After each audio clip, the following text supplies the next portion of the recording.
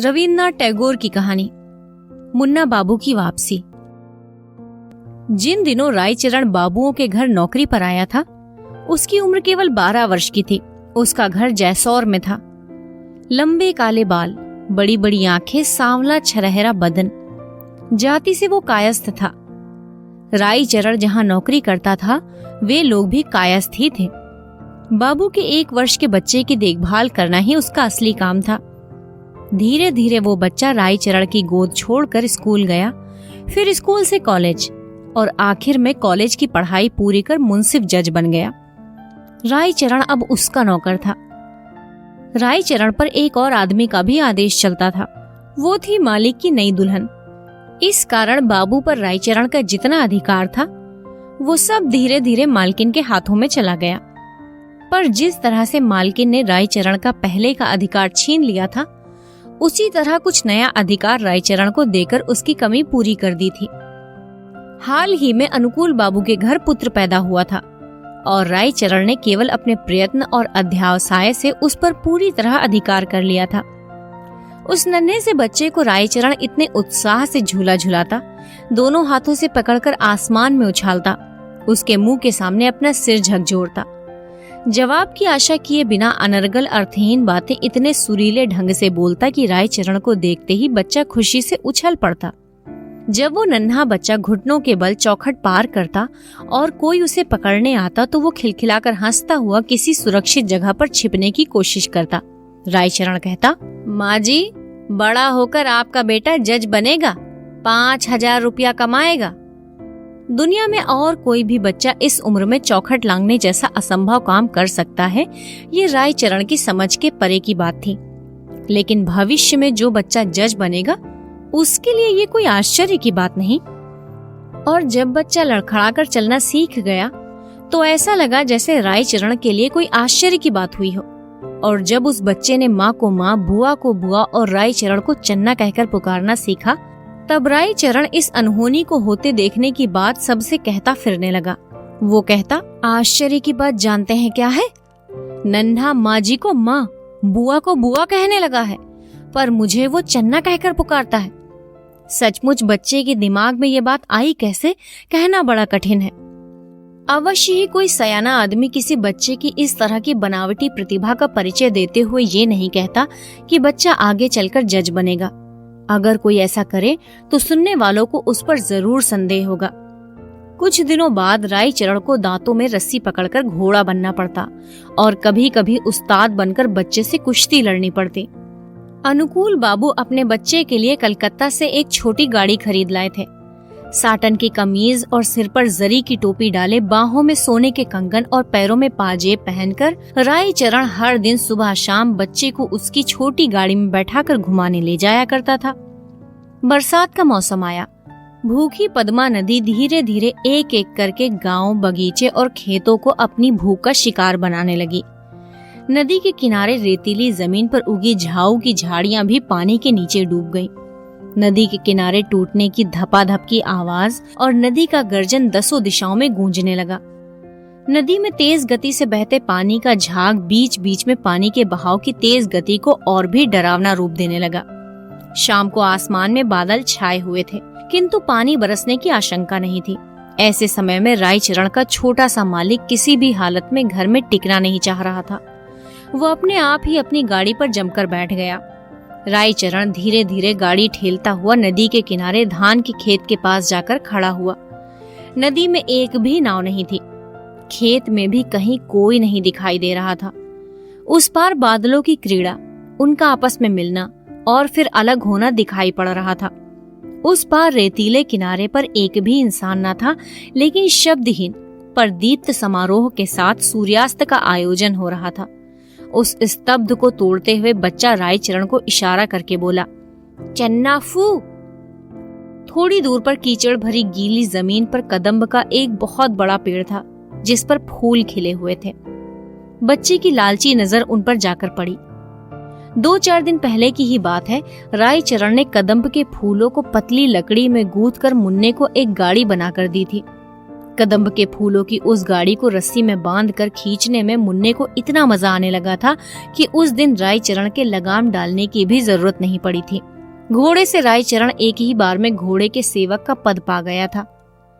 रायचरण का मन कीचड़ में से होकर फूल तोड़ने का नहीं था, इसलिए वो जल्दी से दूसरी ओर उंगली से इशारा करके बोला, देखो देखो वो चिड़िया उड़ गई, आजा चिड़िया आजा आजा।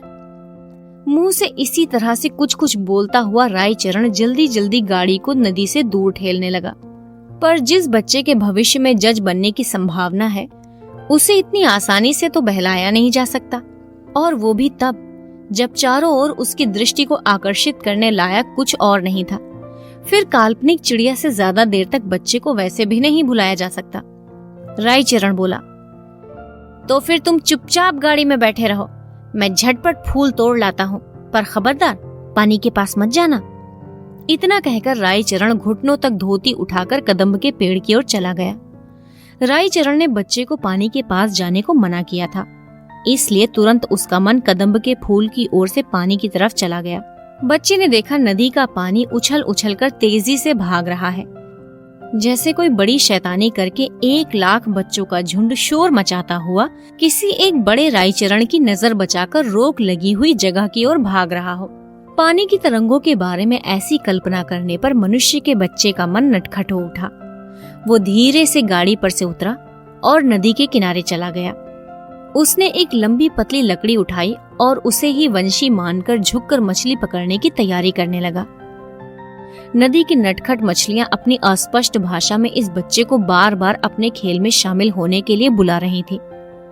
एक बार झप से एक आवाज आई, लेकिन बरसात के मौसम में पद्मा नदी के किनारे ऐसी कितनी ही आवाजें होती रहती हैं।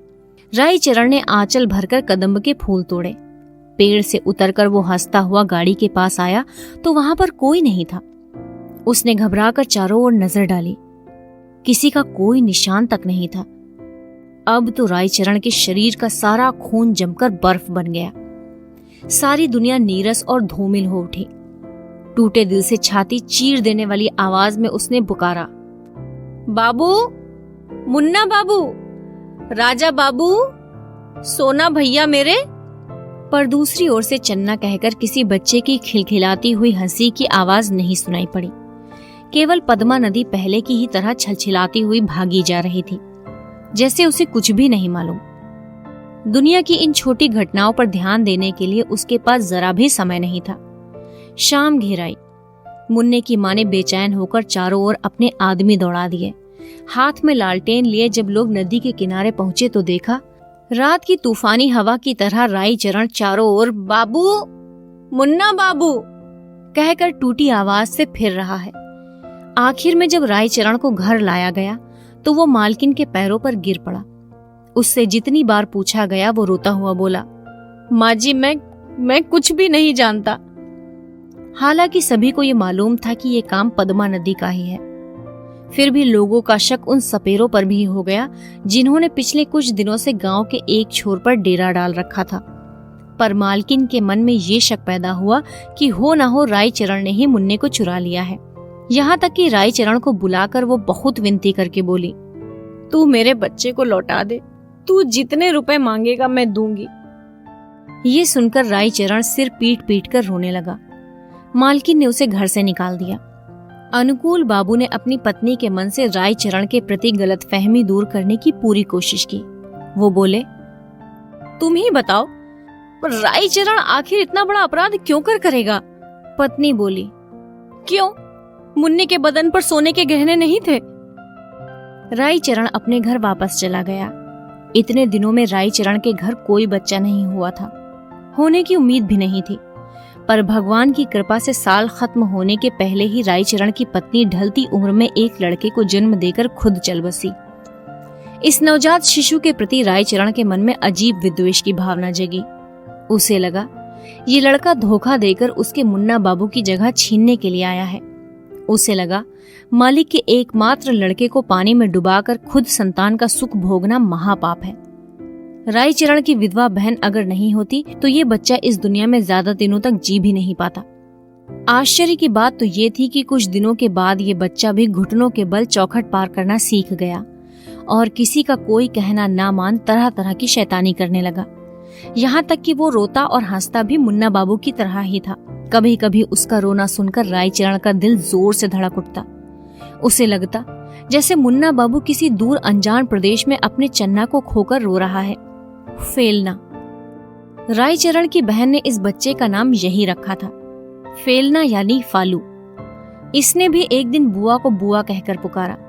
वही परिचित पुरानी आवाज सुनकर रायचरण को लगा, इसके माने ये है तो मुन्ना बाबू मेरा मुंह छोड़कर कहीं नहीं गया, उसने मेरे ही घर में जन्म लिया है।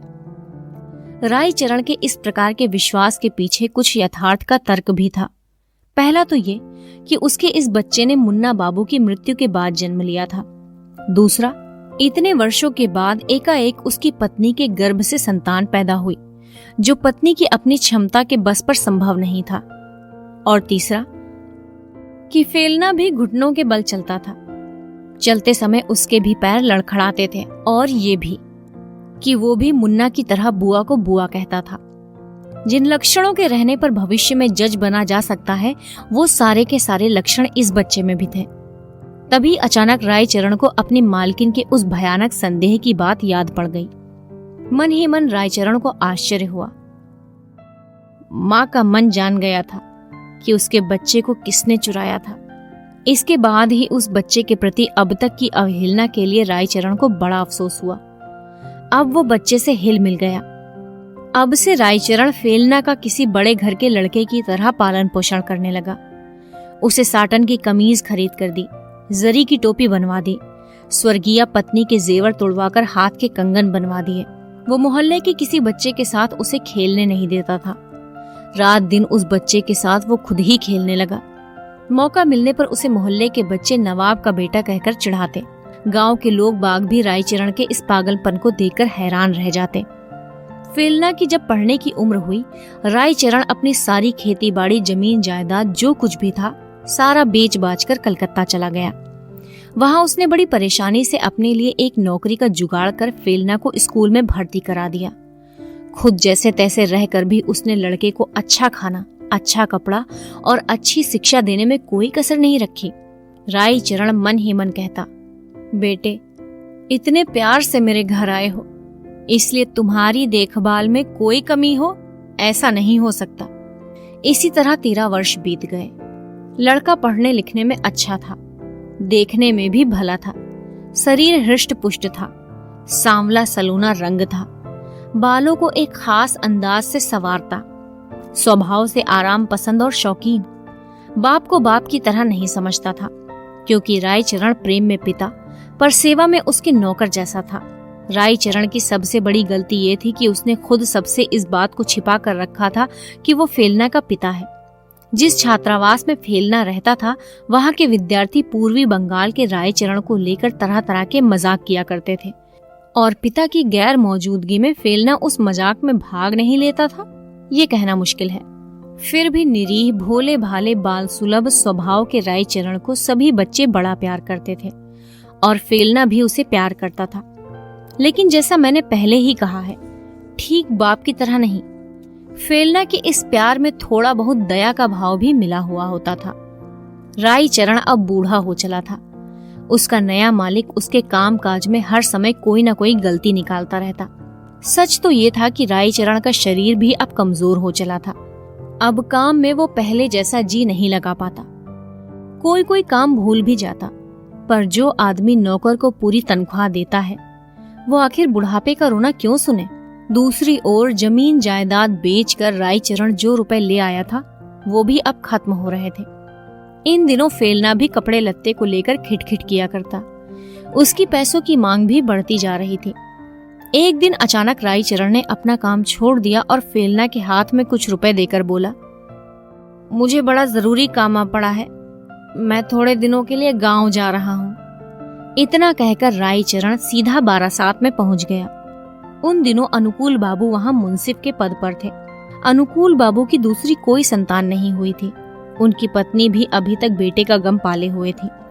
एक दिन अनुकूल बाबू अदालत से लौटकर आराम कर रहे थे और उनकी गृहिणी, जिसने एक साधु से संतान प्राप्ति के लिए बहुत पैसे देकर कोई जड़ी बूटी खरीदी थी, अब उनका आशीर्वाद मांग रही थी। इसी समय आंगन में एक आवाज सुनाई पड़ी। प्रणाम माँ जी। अनुकूल बाबू बोले। कौन है रे? रायचरण ने आगे बढ़कर प्रणाम किया। बोला, मैं रायचरण हूं बाबू। बूढ़े रायचरण को देखकर अनुकूल बाबू का हृदय करुणा से भर उठा। उन्होंने उसका हालचाल पूछा और फिर काम पर रखने का प्रस्ताव भी रखा। रायचरण म्लान सी हंसी हंसकर बोला, मैं एक बार माँ जी को प्रणाम करना चाहता हूँ। अनुकूल बाबू रायचरण को साथ लेकर अंदर गए। मालकिन कोई प्रसन्न मन से रायचरण से नहीं मिली, पर रायचरण ने उस तरफ ध्यान नहीं दिया और हाथ जोड़कर बोला, मालिक, माँ जी तुम्हारे लड़के को मैंने ही चुराया था, पद्मा नदी ने नहीं। ये किसी दूसरे का नहीं, मेरे जैसे बेईमान का ही काम था। अनुकूल बाबू बोले, क्या बोलता है रे तू? कहाँ है वो? जी मेरे ही पास है, परसों मैं उसे यहाँ पहुंचा दूंगा। उस दिन रविवार का दिन था, कचहरी बंद थी। सुबह से ही पति पत्नी उत्सुक होकर राह देख रहे थे। 10 बजे फेलना को लेकर रायचरण वहां पहुंचा। अनुकूल बाबू की पत्नी ने फिर कोई प्रश्न नहीं किया। कुछ भी सोच विचार किए बिना उन्होंने उस बालक को गोद में बैठाकर सहलाया, फिर सूंघा और व्याकुल होकर अतृप्त आंखों से उसे देख देख कर कभी रोने तो कभी खुशी से हंसने लगी। लड़का वाकई देखने में अच्छा था। कपड़े लत्तों में भी गरीबी की कोई छाप नहीं थी। चेहरे पर लजीला सा भाव था। बड़ा ही प्रिय और विनीत स्वभाव का लड़का था। इस लड़के को देखकर अनुकूल बाबू के हृदय में भी प्रेम उमड़ पड़ा। फिर भी अविचलित भाव से अनुकूल बाबू बोले, रायचरण, इसका कोई प्रमाण है तुम्हारे पास? रायचरण बोला, ऐसे काम का क्या सबूत हो सकता है बाबू? मैंने आपका बच्चा चुराया था।